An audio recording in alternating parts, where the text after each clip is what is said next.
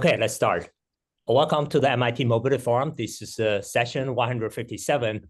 I'm so glad that Professor Missy Cummings joined us to talk about, are we there yet, assessing the hazard for self-driving. As a context, nowadays, many people see that autonomous vehicle is coming at scale in many cities in the United States and across the globe. So there's an increasing impression that, we solved the technical problem, right? Let's move the discussion from this technology to, say, business model, impact on urban congestion, talk about cost per mile. But have we really solved the problem?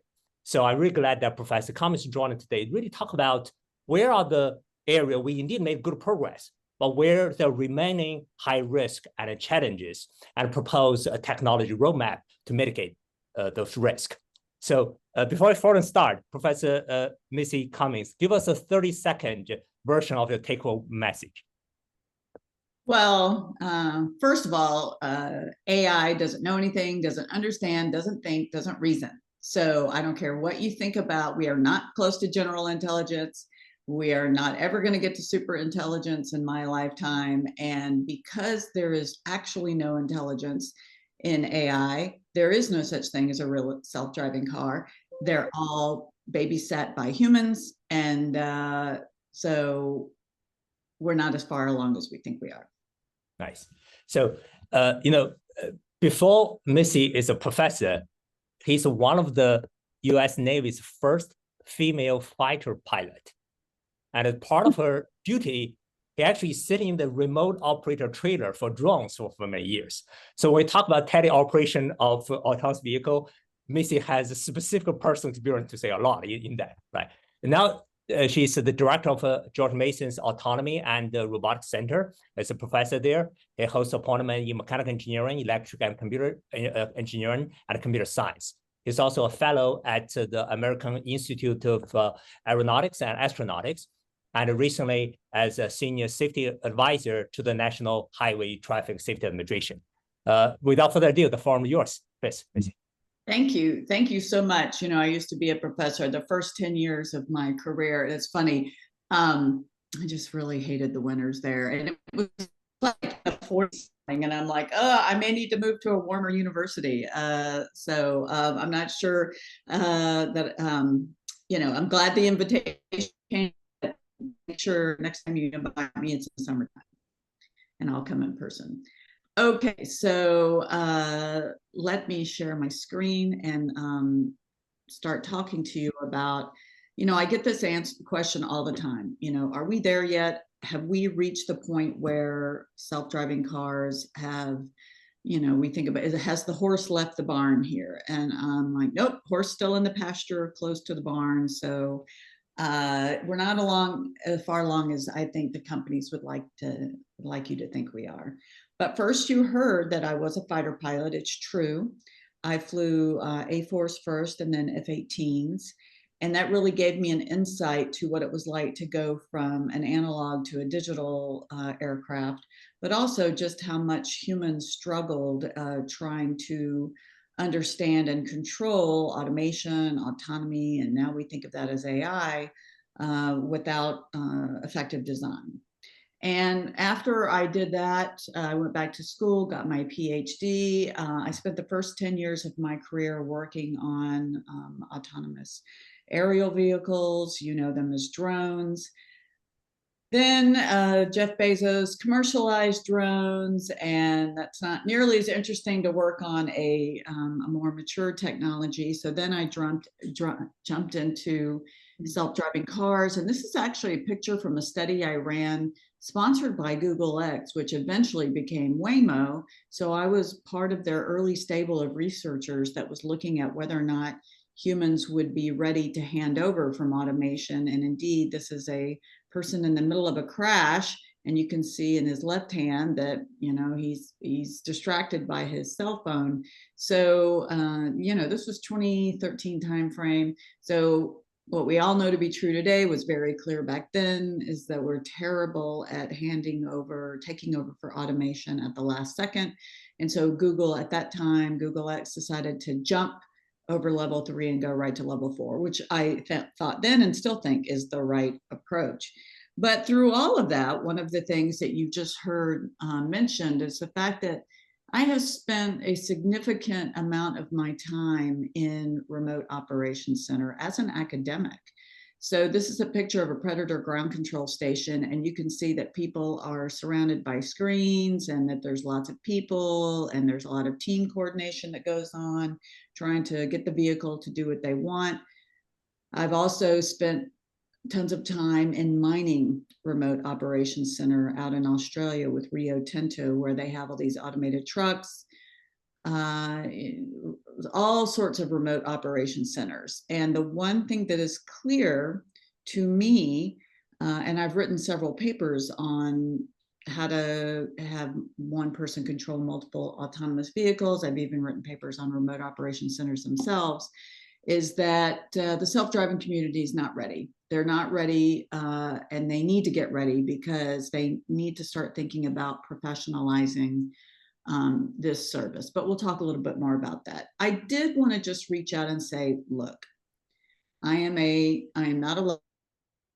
I'm a huge fan of technology. I run a robotics center. It's my job to look into the crystal ball and try to figure out where we should be spending resources and what problems we need to tackle to further autonomous robotic technology. Waymo has made some impressive progress. I think that, you know, the research at this point in time, they will tell you that they are safer than human drivers. I disagree, and we constantly write papers back and forth, but I do think that the jury is in that in contained environments, they can be successful. Probably right now, it looks to me like they're about the same as Uber and Lyft drivers, which shockingly, in other news, those are 6 times worse, those drivers, than your average human driver. So, I mean, that's a whole nother issue we should be talking about, is what is going on with these Uber and Lyft drivers. But it's tremendous progress that their cars, I think that in these city environments, that they can do pretty well. But one thing that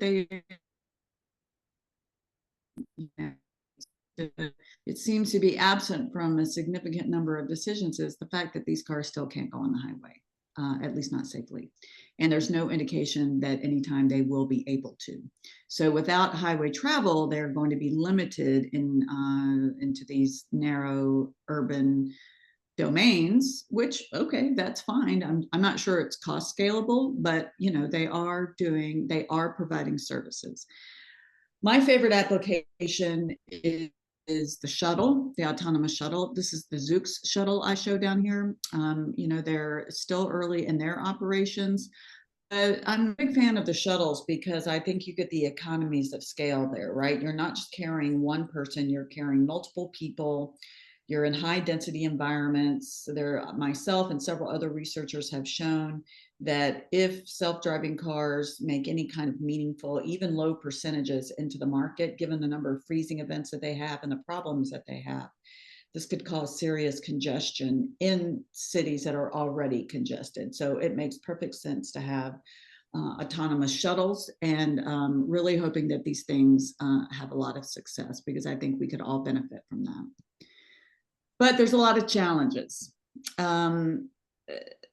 This is a case of a Tesla. This picture is from a Tesla crash in the 2023 Bay Bridge Tunnel on Thanksgiving Day, where the lead a Tesla was leading the pack of cars going 65 miles an hour, and the car slammed on its brakes when it saw nothing. This is the phantom braking problem.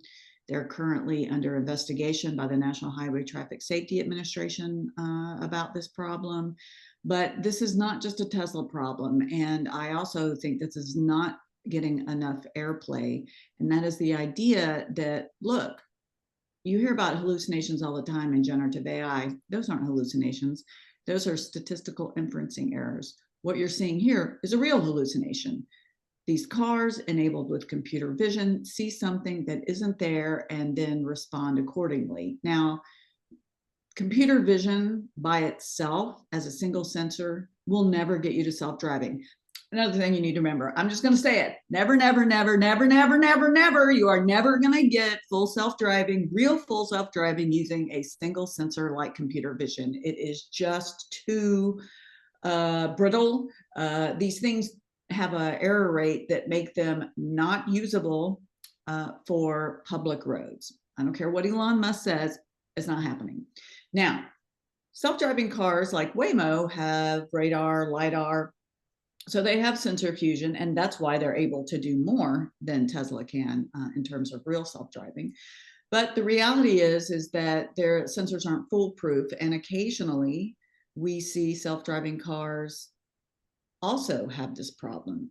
Indeed, it looks like self-driving cars are getting rear-ended up to twice as much as human-driven cars are. So we know there's a problem.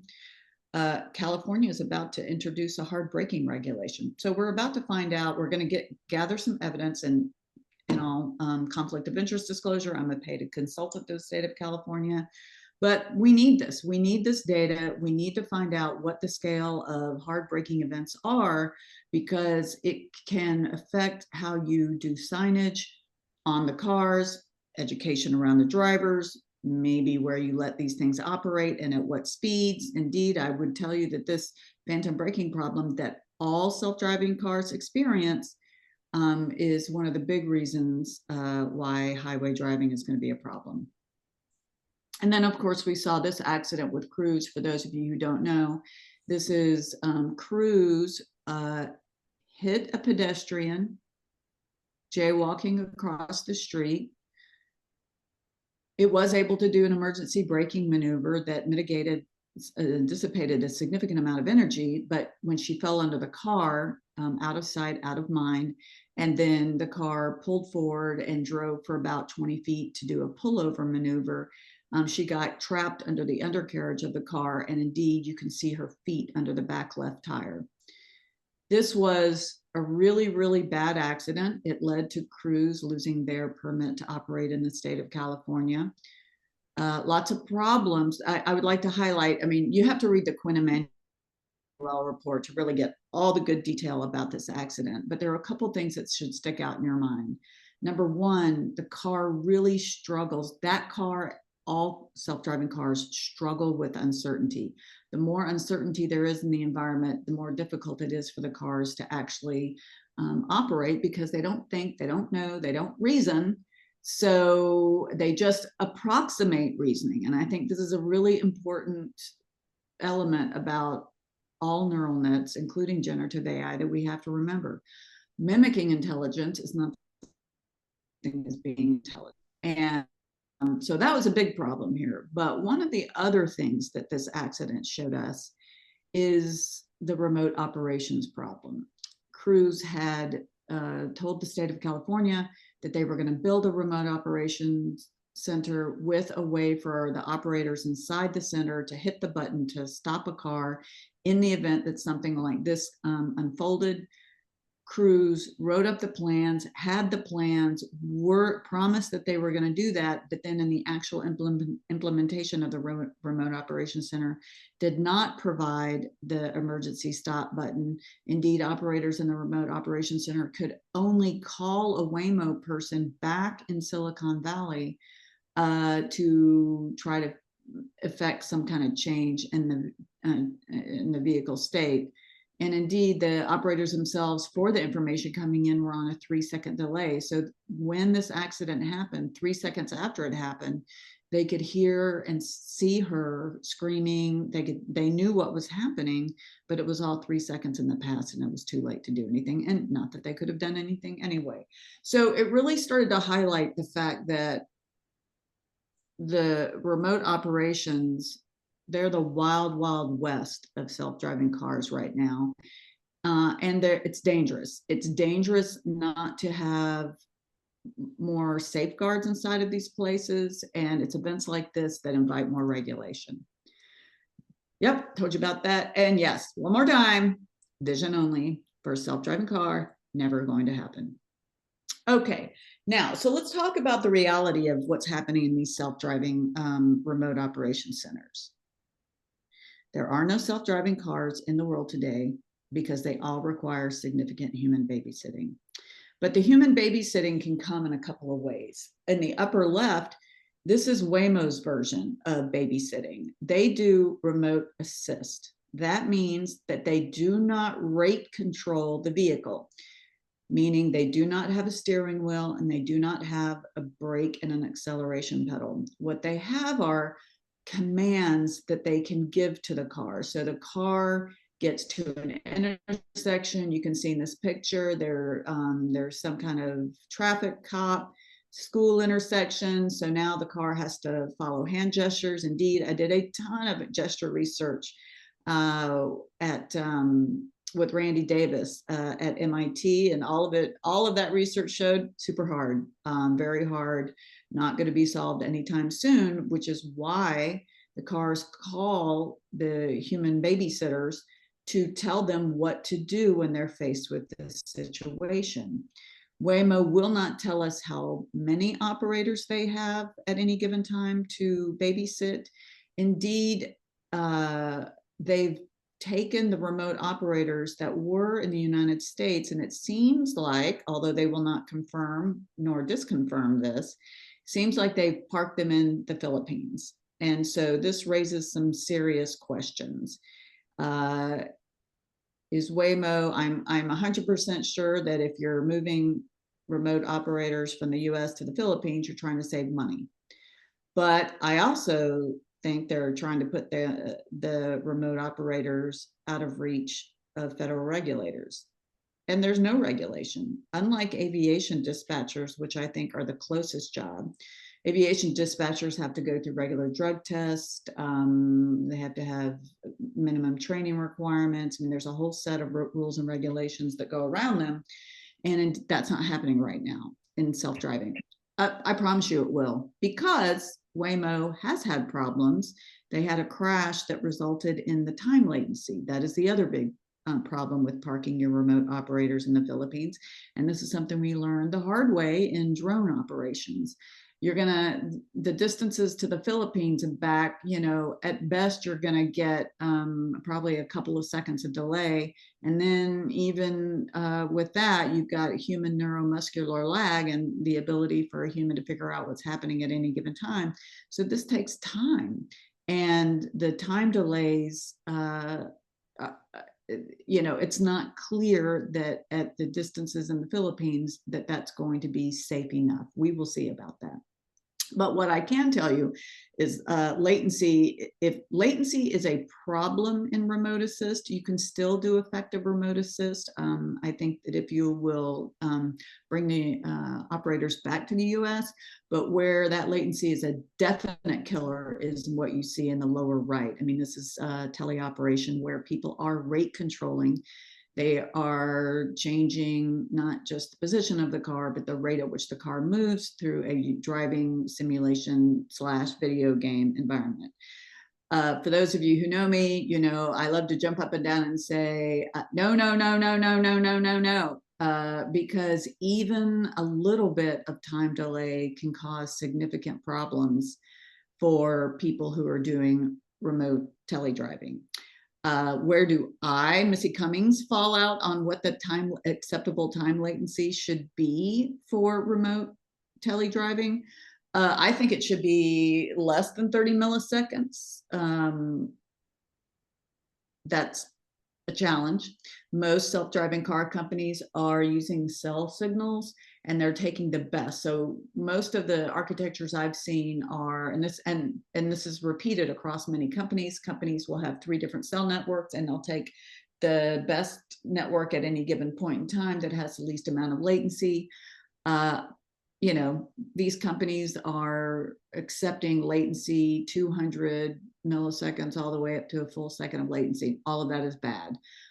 Because that is enough time to have what we call pilot-induced oscillation inside the cockpit of the remote cockpit here, and causing people to put in inputs that are not going to be safe. It's just a matter of time. Someone will be killed if people insist on teledriving at speeds greater than 10 miles per hour. That's where the Missy Cummings threshold is. You should not be teledriving greater than 10 miles an hour. And that means that, yes, I think it's okay to do slow backing up, slow getting forward, trying to get cars unstuck from difficult situations in whatever their operational domain is, but doing street driving and certainly not highway driving, I think these are just, you know, out of acceptable domains. So I'm thinking that people needed a framework to think about safety in self-driving cars, but actually in safety critical systems at large. I just had a paper accepted to NeurIPS that does a risk analysis for AI and safety critical systems. And, you know, I can't believe I have to say this out loud, but generative AI should never show up in any weapons ever. I mean, not under the current, you know, the fact that I have to say that is just insane, but we're also not doing enough for computer vision to make sure that we know when is the right place at the right time to put computer vision. So I took this old safety framework. It's called the Swiss cheese model. It comes from Jim Reason. Sadly, he just died not that long ago. But this is his lasting legacy, is that he sees safety as layers of Swiss cheese, where the unsafe act that you see at the closest loss, that is, for example, like a crash, that a human has an unsafe act that is the immediate cause of the crash, but that there are these other layers behind it, meaning preconditions for unsafe act. For pilots, for example, that have a crash, maybe they didn't get enough sleep the night before.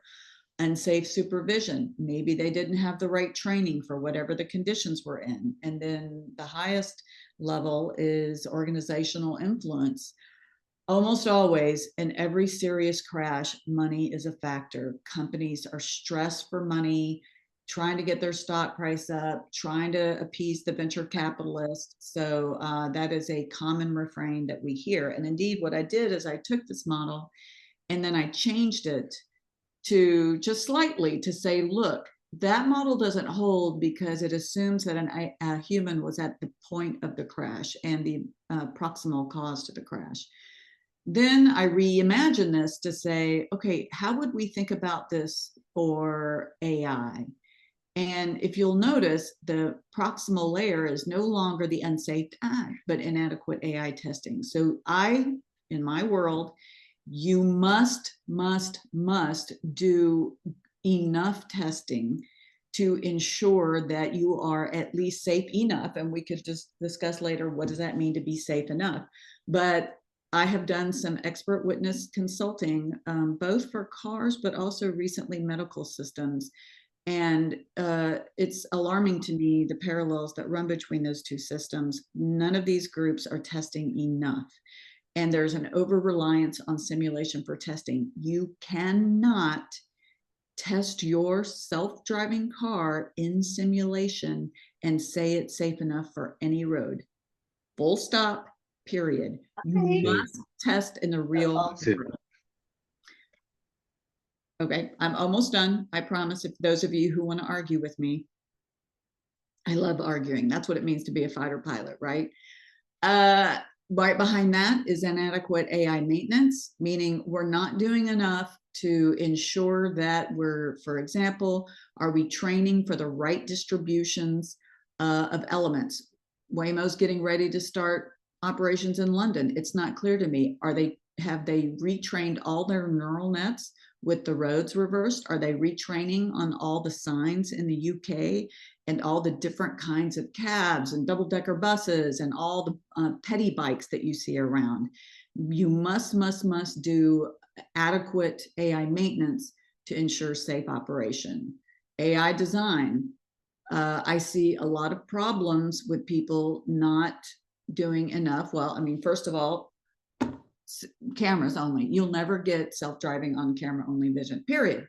There's not enough sensor fusion. There's not enough data to actually make the decisions. Again, you can argue with me, but that is my strong opinion that it's never going to happen because it's a data impoverished world. And then last but not least, I already told you, look, everybody's worried about money. The Waymo stress for money. All self-driving car companies super stressed for money. And when you're stressed for money, people take shortcuts and make mistakes. So, I mean, I think we've got, oh yes, and I forgot to tell you, that's right. I was an expert witness for the jury trial that just happened against Tesla, and they were ordered to pay $243 million. And it came down to a lack of understanding the proper design and a lack of testing.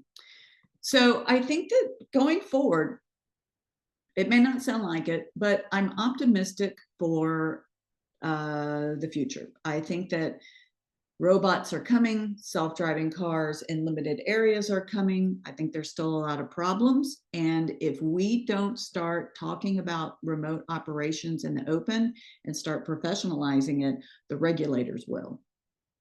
Great. Thank you so much, Missy. I'll start with a few from a kind of technical data question to a little bit on the policy and also some of the academic attitude question on this, right? You comment a lot in prior. So start with the comment you made saying Uber, Lyft are 6 times worse than an average American driver, right? That's a very important data point. I'd like you to elaborate on that. And broadly, can you give us a sense of how do you benchmark this, right? I know the comparison is not easy. You have a lot of specific content, but in the ballpark, how do we understand the difference between different AV companies? Which one is a good one, which better one, or worse one? How do you compare it against the rideshare, Uber, Lyft? How do you compare with the human drivers? Give a framework how to think about it. Yeah, these are all really complicated questions, and I could run a whole workshop on this. So the 6 times worse than your average driver, this is not my data. This data is coming out of San Francisco, where they're requiring Uber and Lyft to report various data, and they report about it. And indeed, I was super shocked myself when I saw this. Wow. And it all comes down to they're distracted. Uber requires their drivers to and Lyft to do a lot of require them to do interactions through the phone. And I was just looking at an Uber app with this thing called Trip Radar. I mean, this thing is a nightmare. It's guaranteed to distract the drivers. So there's no secret why it's happening, but I mean, I know the self-driving car companies feel like I pick on them all the time, but honestly, I think we need to get that Uber Lyft thing fixed. We need to stop letting them interact with the phones while they're driving. And I think that those accident rates would go way down. About like, how do you benchmark this? I am not a fan. I think we're going down the wrong path by insisting that we do this direct human to self-driving car comparison. First of all, because self-driving cars already have a human in there, right? They have teams of humans. It is not it's an apples to oranges comparison. It's not apples to apples. Maybe one day when there's actually real self-driving cars, we could say, really who is better. We need to realize that it is collaborative environment right now. Humans are coaching these cars, sometimes directly operating these cars. And so I don't think it's a healthy comparison because it's not a legitimate scientific comparison. I do believe that the cars belong on the roads. Listen, my teenager just wrecked my brand new Honda Passport. I'm like, oh, nobody wants a self-driving car more than I do, except that we need to understand that the way they operate, and the most recent paper I've written about this, about the kinds of crashes that they have, their crash modes are very different than those that we have from humans. And so again, trying to make a direct comparison is missing an important problem. They are crashing in ways we are not crashing. And there is room for everyone on the road. So I wish we would stop benchmarking them against humans and just benchmarking them against themselves. And yes, if you want to compare them at some point to say, look, it's still not a legitimate comparison, but we're going to have this number out there of what the careful driver looks like in America. So that's, that's way up here. Fine. I mean, I don't really have a problem with that, but Waymo has turned this into a weapon.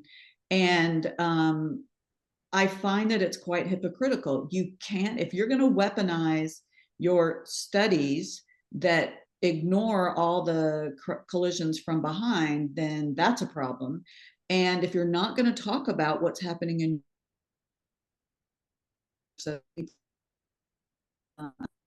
really happening with the human babysitting, their attempts to hide this information is going to backfire on them. Yeah. So here, maybe let me simplify the question a little bit. I'm looking at the Waymo operation as a system as a whole. I don't care it's on or tele control, it doesn't matter. Suppose I'm a lay person walking in Phoenix, Arizona, right? Do you recommend me to take the Waymo from the safety perspective? So I've actually ridden in Waymo. Waymo has been kind to me and let me ride in one of their cars and in Phoenix. Sure. I mean, I think the Phoenix operations have shown themselves to be safe enough. I think the San Francisco operations have been shown to be safe enough. I don't see yet enough data out of LA and Austin to be able to say that, but I do think that it's safe enough for them to do their commercial services. That is not to say that they don't have issues. The bricking issues that they have in all of these cities are causing serious congestion problems. And guess who wants to talk to me now? All the Austin firefighters. I've got a call set up for them later because they need help trying to figure out they are finding out what every other firefighting group in California has figured out, that these cars have problems around rotating lights. And so they've got to start figuring out some better, more effective strategies, because then it's not just a few people inconvenienced, or it's fires that don't get firefighters. It's people in ambulances that don't make it to the hospital in time. So there are bigger ramifications for these problems. Indeed, 2 weeks ago, we have both Austin and San Francisco literally talking about this problem, right? They still don't know how to handle it. One problem is that the autonomous vehicle does not have the social intelligence. It doesn't understand how to interact with the policeman, with the firefighter in this way, right? Another question is, you mentioned the difference between the perception error and the planning error. And in the perception error, the majority of them is the phantom braking. And in the planning error, majority of them is unexpected action from others, right? First of all, you explain the phantom braking briefly during talk. You explain the second one as well, and also give a sense of the quantitatively the distribution of these different type of errors. Yeah, so I've written a paper about this. This is that paper I referenced that looks at the research needs around self-driving cars. And when you look at the paper, I've broken down the accidents into two broad categories: perception versus planning. And within each of those, I break it down, basically misdetections versus false alarms. And far and away, the false alarms, the phantom braking problems, I mean, they are the largest crash category of all. I mean, they dominate. They account for almost half of all the crashes that self-driving cars are having. And this is why Waymo is saying, oh, well, if you crash into behind me, it's your fault. But this is one of the things, and I saw while I was at NHTSA, the cars brake harder and faster than humans do. And it catches a lot of human drivers off guard. Even if you're following at a safe distance, you can see through their windshield and you see the cars braking for nothing. And you can almost see the question mark form over the human's head. Like, what's happening? Why is that car? And they're like, oh, it's really braking hard. So I have to and then it's too late. So we will, through the new hard braking data requirement that's about to come in through the state of California, we'll get more data. So, I feel like that we will eventually solve this problem. But what annoys me is like trying to deny that problem happens and trying to obfuscate, trying to get the data is not helping anyone. This is an industry-wide problem and we need to address it instead of trying to hide it. The unexpected actions by others, it is a smaller number than the percentage of accidents that are happening from behind, but that is the number one problem in planning. We're seeing other problems, and it also could relate to this. I think I'm starting to see the emergence of the shift from traditional machine learning to end-to-end learning. We're starting to see new accidents happen for the self-driving cars in ways that we haven't seen them before. For example, all of a sudden Waymo's just clearly breaking the rules and going into opposing traffic. I mean, this is very odd, and this is very unusual behavior for these cars that were not doing this in the past 10 years. And then all of a sudden we're seeing new failure modes. So, I think end-to-end learning and the failure modes around that is going to be an emerging area for the future. I see. Oh, thank you. Yeah. So another question, I like your comment on the broaden from autonomous vehicle to Gen AI or LLM in general, you presented a chart that actually 2 dimensions. One is a safety critical mission versus non-safety critical. The other one is the deterministic and the non-deterministic. I think that's a very nice representation. Can you elaborate on this so the audience understand that? Yeah, I mean, that's the neuro IPS paper that's this. I've actually done this risk analysis that addresses a lot of different kinds of AI with neural nets in it, and some without neural nets, just like regular path planning algorithms.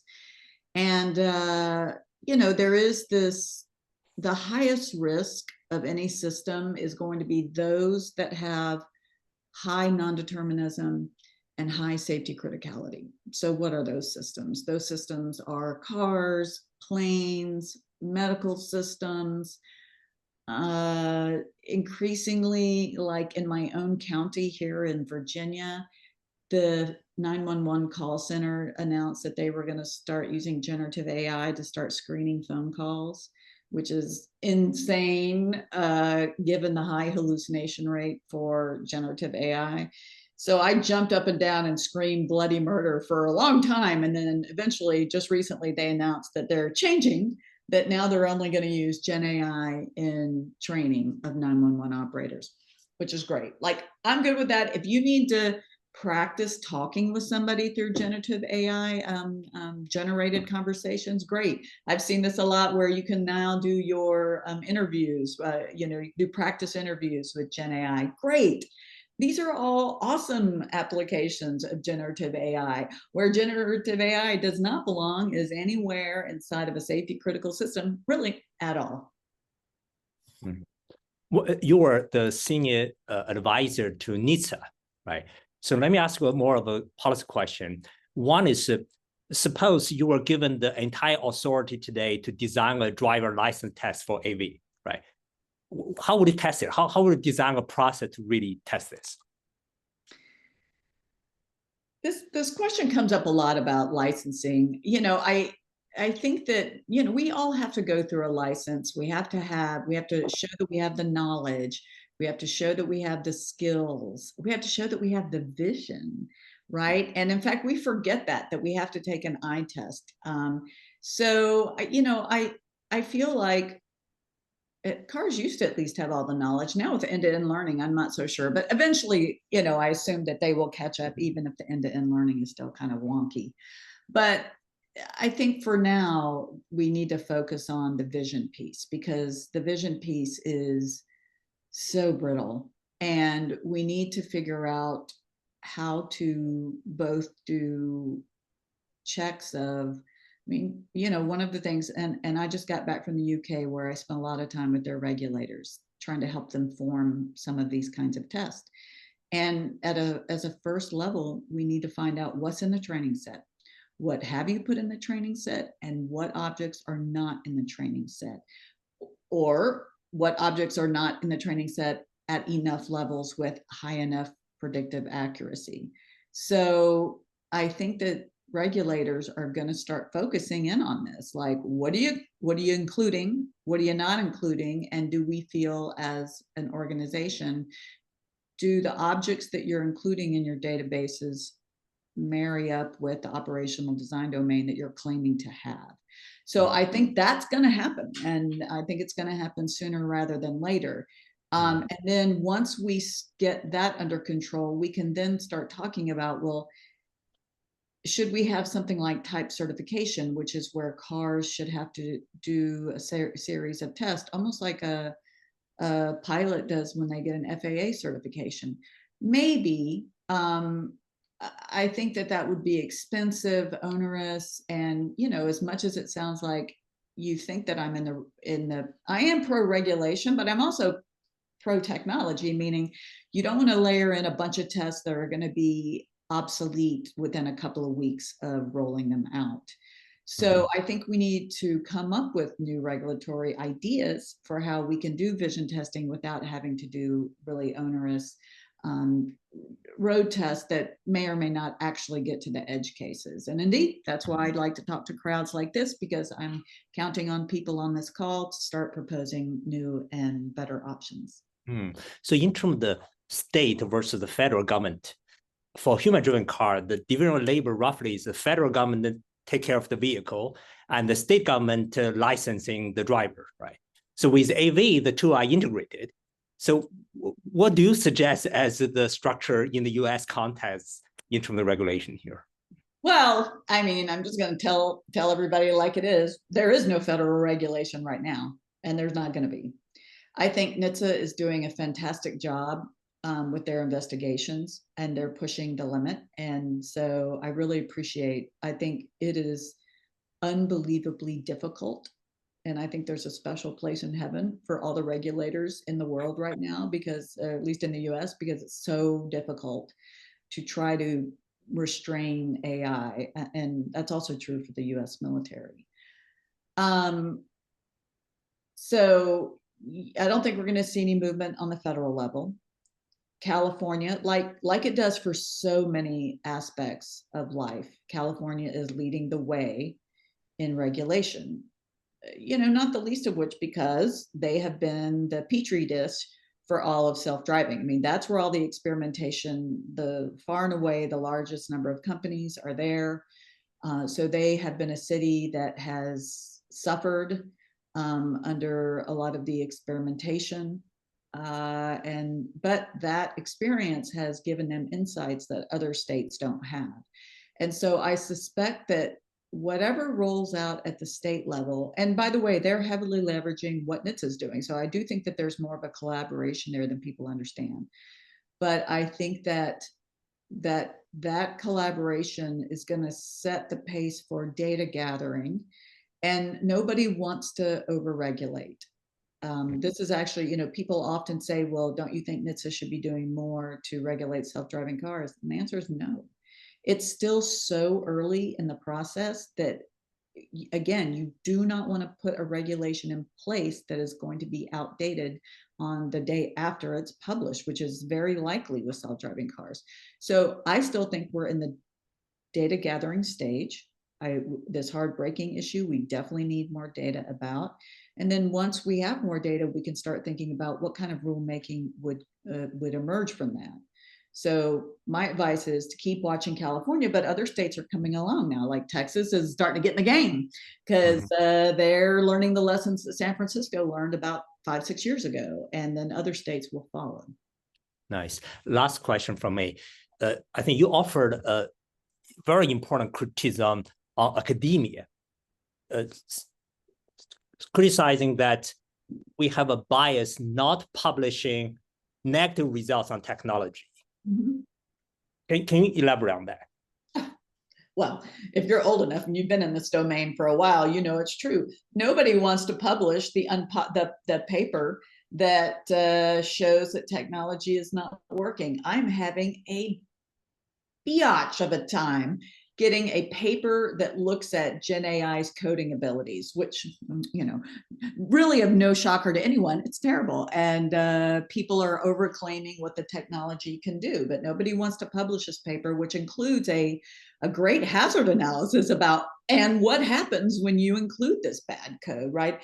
But that's been true of like all the papers that I've been publishing, I would say for the last 3 years, that it's been hard, and I have to develop relationships with people to get them published. I mean, that being said, I will tell you that this paper that I got at NeurIPS, I thought it would be canned big time because it goes for everybody's jugular. If you think I'm being mean on this call, like, I'm calling out Palantir, Anduril, like, the number of, if I showed up mysteriously dead, it would be like an Agatha Christie train, like everybody on the train did it because they hate me so much. So, that I will say that I'm really psyched that the NeurIPS, it was accepted. It was an 8% acceptance rate. So it was a low acceptance rate. And I think that the peers who read the paper, I think people in computer science are starting to wake up and say, we may have bitten off more than we can chew.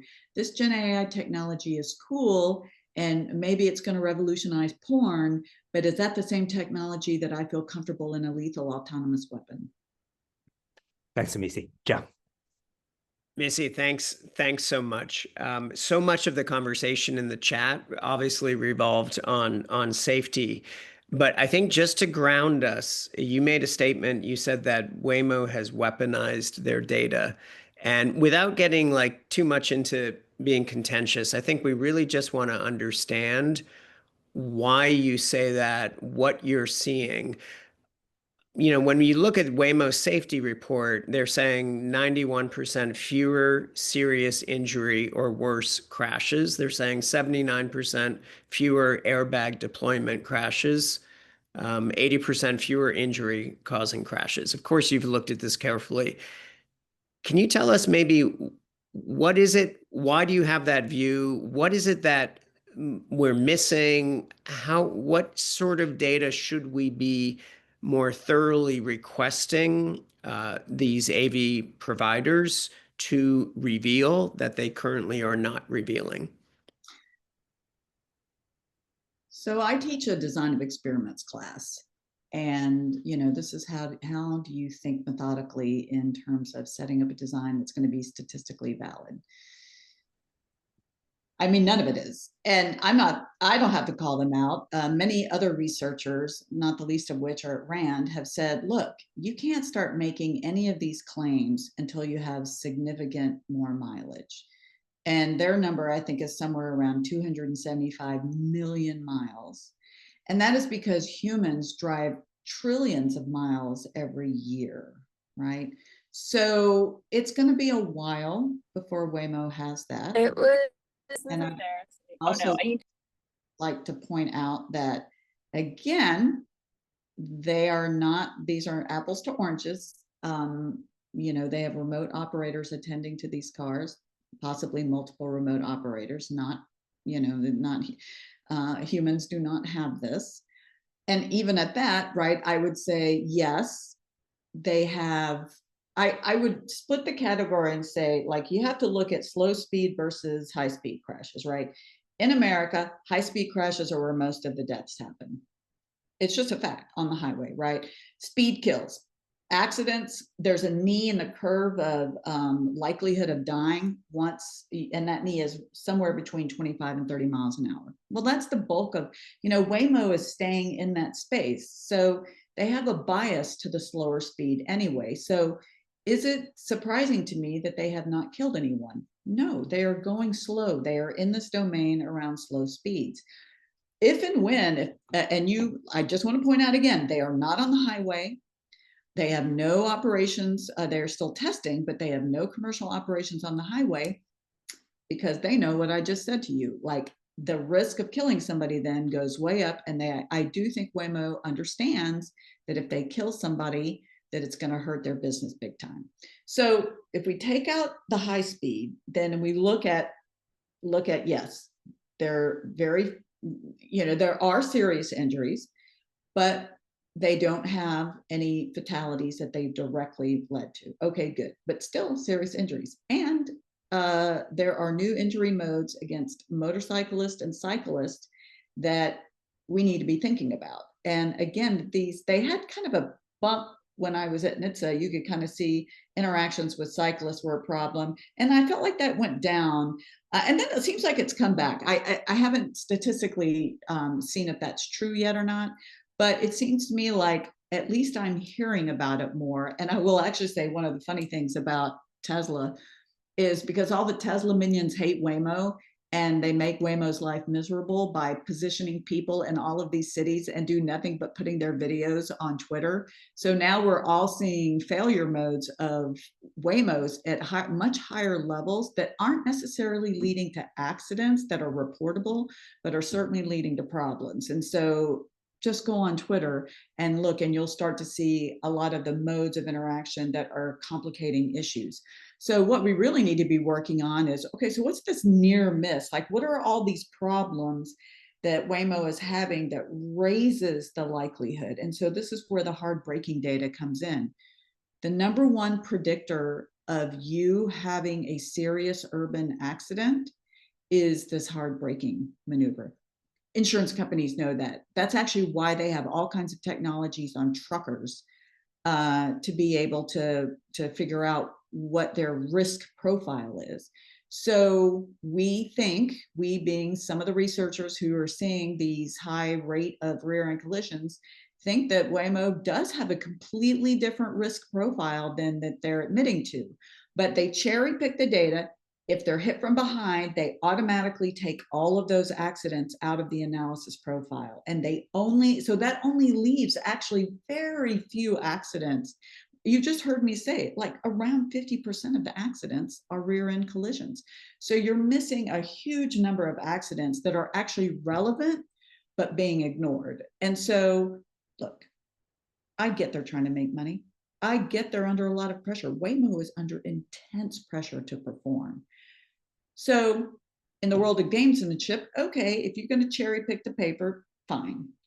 You know, and whoever approves, whatever reviewers approve this should be ashamed of themselves, because they're not calling out what we would all call out in other papers. But by the way, that I'm not even going to go down the rabbit hole of like, right, there's so many bad papers out there right now. So it's hard for reviewers, right? But no, I don't think that I think that Waymo has been really admirable up until the last couple of years. And now I'm starting to see behavior out of them, cherry picking of the papers, trying to use that to show that they're super safe, and then not being honest and forthcoming about what's happening in the remote operations center. Okay. Fair answer. I want to give Professor Dweck an opportunity to ask a question, but just before that, I just want to build a little bit on your point about, you know, these vehicles do not drive on highways. So Jordan Goldson asked the question, what steps are needed to get AVs on the highway? And that is, in fact, coupled in some sense to another question from Amar S., who asked about your thoughts on the current players in the autonomous freight trucking industry, and if you just have any sort of thoughts on that. So just quickly before we get to Professor Dweck, your thoughts on what's needed to get to the highway driving, and what's your view on autonomous freight trucking? Oh, wait, is that for me, or you're going to let Ollie? No, that's for you, Missy. That's for you. Okay, okay. Yeah, we'll let Ollie jump in with his question. I mean, look, Aurora tried to take the driver out, and then PACCAR, one of their operators was so scared about what happened, they had to put the driver back in. I mean, that's not helping them. That's helping my argument, but it's not helping them. I'm not saying that they will never figure it out, but unless we do something, as I think as a community, I don't think individual companies are going to solve this phantom braking problem.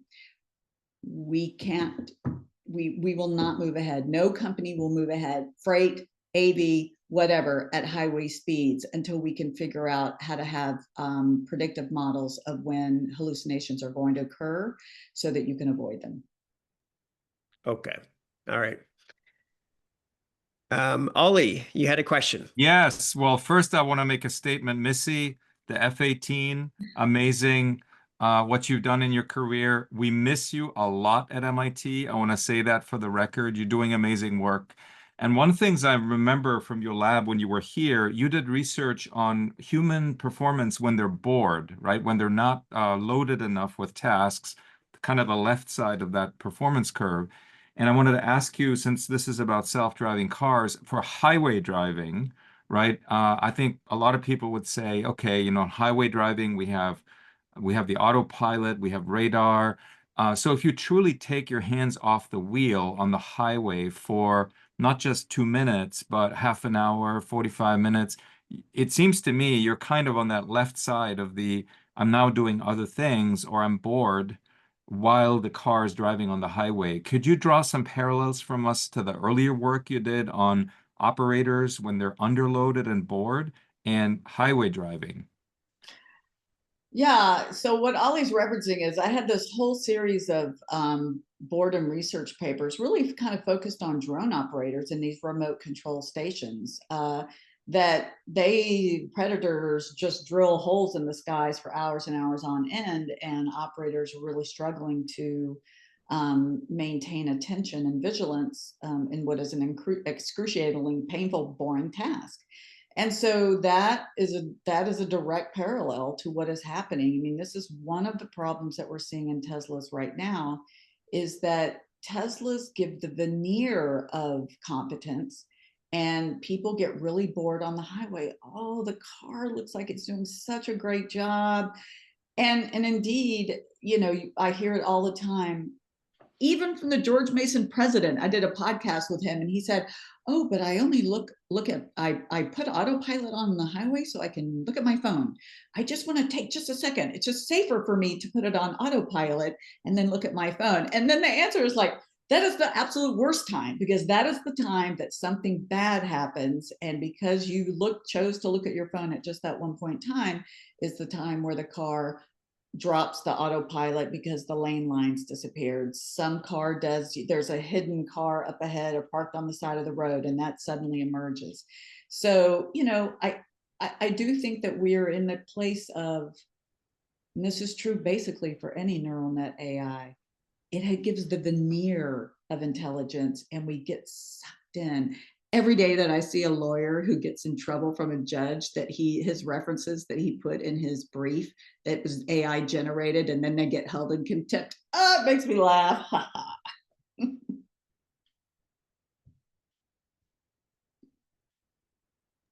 John, more questions from the audience? Yeah. Yeah, I think we can get one more in. So we had a question from James Orland, for example. What technologies, including communication technologies, can be added to self-driving cars that would help them be safer? I think this is an important question because, as you know, Missy, there's this, you know, rewind 15 years, and there was this debate between, do we want connectivity? Do we want vehicle to infrastructure communications, the cars talking to traffic lights and so forth? And clearly, you know, the early days of Waymo, they took a different path. They said, we want full self-autonomy. Your view, do you think we should have autonomous connectivity as well, as we're seeing currently in China? Well, first of all, you have to be careful what you think is happening in China. One of the things we know about self-driving China is that they're using massive teleoperation. So, you know, don't believe everything you read. And then secondly, look, connectivity is good, but it's a nice to have, not a must have. Because connectivity, you cannot count on connectivity all the time, everywhere, particularly in places like urban canyons. Like, you can't rely on the connectivity to make that emergency braking decision. So can you get information about where, you know, crashes may have occurred and where there's dense vehicle traffic? Maybe, but the car has to be able to have a standalone threat envelope protection capability around it, such that it can sense and keep itself safe without any connectivity for its immediate environment. So yeah, you know, I mean, maybe if we can all get on the same page about what that communication protocol would look like, and that's a whole nother story, but it can never be relied upon for safety. So is it kind of like adding an additional layer in that Swiss cheese, basically, just, you know, enhancing safety, not guaranteeing it? Yeah, I mean, the thing is, I don't see communication as a direct safety enhancement. You know, it, again, by giving you information about where traffic jams are, for example, it might help reduce the likelihood of safety. You know, if I were to put that somewhere in that Swiss cheese model, I would probably put it at the organizational layer, or maybe the design layer, because you have to get that design right for it to work. Right. Yeah. All right. Yeah. So we're at time now. Missy, I really appreciate the direct and frank assessment of this technology, the industry. Really appreciate this healthy dose of criticism of this technology development. I know you like technology, want to grow fast, and this type of criticism is exactly the industry really need on this. Everybody, please join me. Thank Professor Cummings for the presentation conversation today.